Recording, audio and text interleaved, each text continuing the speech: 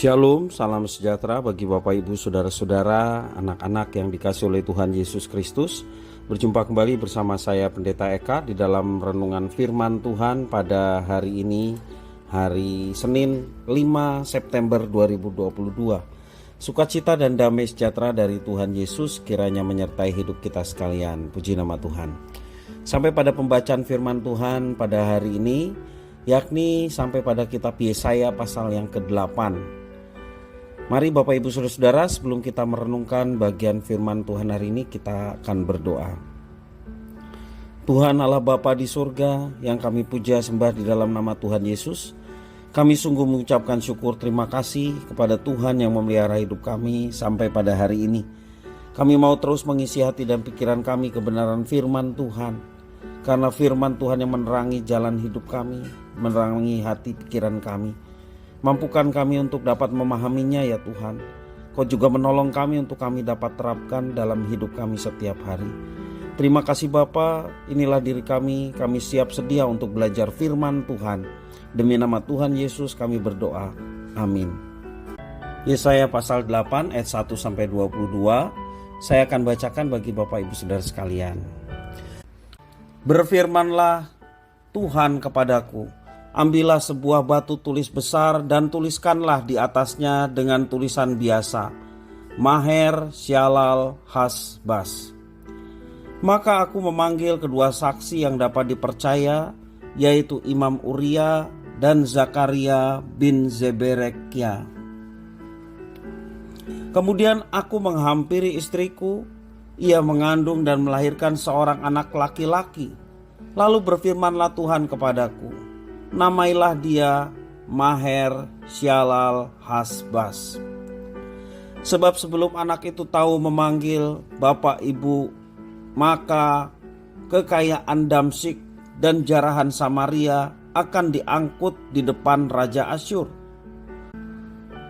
Tuhan melanjutkan lagi firman-Nya kepadaku, oleh karena bangsa ini telah menolak air Siloah yang mengalir lamban, dan telah tawar hati terhadap Resin dan anak Remalia. Sebab itu sesungguhnya Tuhan akan membuat air sungai Efrat yang kuat dan besar meluap-luap atas mereka, yaitu Raja Asyur dengan segala kemuliaannya.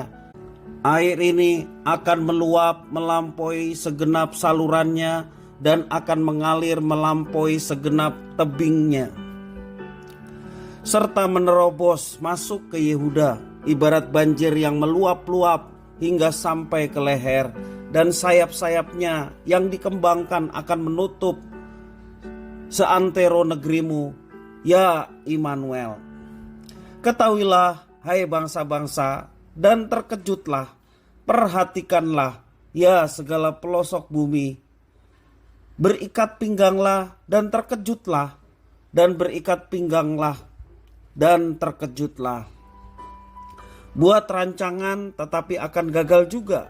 Ambillah keputusan tetapi tidak terlaksana juga, sebab Allah menyertai kami. Sebab beginilah firman Tuhan kepadaku, ketika tangannya menguasai aku dan ketika ia memperingatkan aku supaya jangan mengikuti tingkah laku bangsa ini. Jangan sebut persepakatan segala apa yang disebut bangsa ini persepakatan, dan apa yang mereka takuti janganlah kamu takuti, dan janganlah gentar melihatnya. Tetapi Tuhan semesta alam, dialah yang harus kamu akui sebagai yang kudus. Kepadanya lah harus kamu takut dan terhadap dialah harus kamu gentar.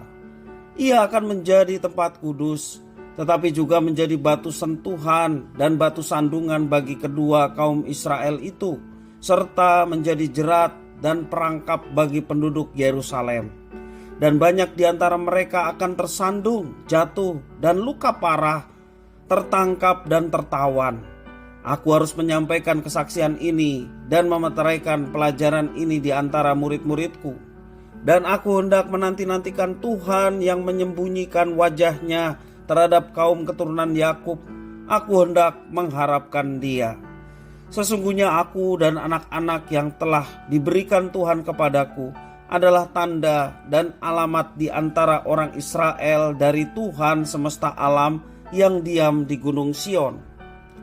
Dan apabila orang berkata kepada kamu, mintalah petunjuk kepada arwah dan roh-roh peramal yang berbisik-bisik dan komat kamit, maka jawablah, bukankah suatu bangsa patut meminta petunjuk kepada Allahnya?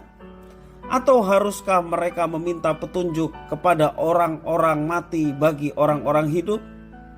Carilah pengajaran dan kesaksian. Siapa yang tidak berbicara sesuai dengan perkataan itu, maka baginya tidak terbit fajar. Mereka akan lalu lalang di negeri itu, melarat dan lapar. Dan apabila mereka lapar, mereka akan gusar dan akan mengutuk rajanya dan Allahnya. Mereka akan menengadah ke langit dan akan melihat ke bumi. Dan sesungguhnya hanya kesesakan dan kegelapan, kesuraman yang mengimpit, dan mereka akan dibuang ke dalam kabut. Bapak Ibu, saudara-saudara yang dikasihi oleh Tuhan Yesus Kristus, sabun dipercaya sebagai pembersih. Mengapa kita percaya sabun dapat membersihkan? Karena kita tahu dan pengalaman menunjukkan bahwa sabun memang dapat membersihkan benda yang kotor tanpa mempersalahkan dibuat dari apapun sabun itu. Iman berawal dari pengetahuan, keyakinan, dan pengalaman bahwa iman itu menjadi jaminan dari apa yang kita percayai. Raja Ahaz percaya bahwa Asyur menjadi penolong dari bahaya bangsa Aram. Namun ternyata Asyur justru menjadi musuh yang menghancurkan. Allah memberikan pertolongan yang digambarkan dengan air Siloah yang mengalir lamban. Namun Ahaz menolaknya. Maka Allah memakai penyerangan Asyur itu untuk mengingatkan Yehuda. Yesaya menyampaikan pesan Allah kepada Ahaz bahwa satu-satunya yang dapat dipercaya hanyalah Allah, bukan kerajaan Asyur. Karena penolakan itu Allah menyembunyikan wajahnya sebagai bentuk murkanya. Dalam ayat yang 17 mengatakan demikian. Yehuda pun bagaikan negeri tanpa terang. Yehuda kehilangan kepercayaan sehingga meminta pertolongan pada arwah-arwah, demikian juga roh-roh peramal. Itu yang dilakukan oleh kerajaan Yehuda. Sikap percaya membutuhkan jaminan bahwa orang yang dipercaya dapat memberikan apa yang diperlukan. Mestinya Raja Ahaz belajar dari nenek moyang Israel. Allah telah membebaskan Israel dari Mesir dan memimpin perjalanan di padang gurun kurang lebih 40 tahun. Ini merupakan jaminan iman kepada Tuhan yang telah membebaskan mereka dari perbudakan Mesir dan menyertai perjalanan mereka sampai ke tanah perjanjian.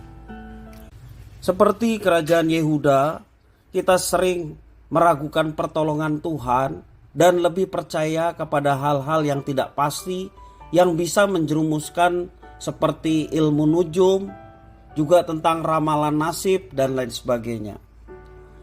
Gawai atau HP bisa menggantikan iman, karena darinya kita bisa dengan cepat mendapatkan apa yang kita perlukan dibandingkan dengan jawaban doa yang membutuhkan kesabaran.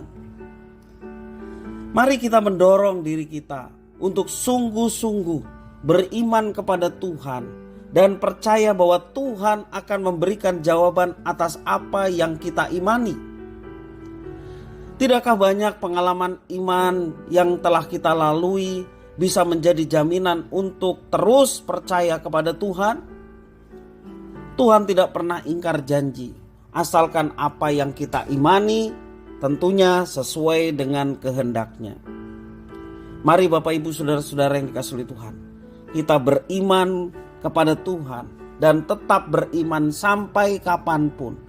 Pengalaman-pengalaman bersama dengan Tuhan, ketika kita memiliki iman dan Tuhan menyatakan sesuatu yang baik, biarlah itu menjadi pengalaman yang berharga untuk kita tetap terus beriman kepadanya, yang menyertai, yang memberkati, yang memberikan jaminan keselamatan, dan Tuhan yang pasti akan memberikan jalan petunjuk sesuai dengan rencana dan kehendaknya yang baik buat kita. Kiranya firman Tuhan memberkati kita sekalian. Mari kita berdoa. Tuhan Allah Bapa di surga, terima kasih atas firman Tuhan. Biarlah setiap pengalaman hidup bersama dengan Tuhan, mujizat, kejadian-kejadian yang mengagumkan ketika kami berjalan bersama dengan Tuhan dalam iman, menjadi pengalaman untuk menghadapi hari ini, menghadapi masa yang akan datang, untuk tetap beriman dengan satu keyakinan bahwa Tuhan menyertai, Tuhan memimpin dan memberkati hidup kami. Terima kasih ya Tuhan. Biarlah keadaan sekitar kami tidak mempengaruhi iman kami, tetapi justru keadaan sekitar kami membuat iman kami semakin teguh di hadapan Tuhan. Bimbinglah kami ya Tuhan, tolonglah kami untuk kami menjadi pelaku-pelaku firman dengan hidup beriman hanya kepada Tuhan saja. Demi nama Tuhan Yesus kami berdoa. Haleluya. Amin.